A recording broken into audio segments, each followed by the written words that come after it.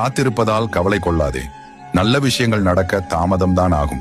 இனி வருபவை எல்லாம் நல்லதே. பொறுமையாயிரு. உன்னை அரவணைக்க யாருமில்லை என்று வருந்தாதே. உயிருக்கு உயிராய் உன்னை நான் பாதுகாக்கிறேன். வாழ்க்கையில் நீ பயணிக்கும் வழியில் உனக்கு என் துணை நிச்சயம் இருக்கும். உன் வேண்டுதல்கள் எல்லாம் பலிக்கும். உனக்கு எல்லா சூழ்நிலைகளிலும் துணை நிற்பேன்.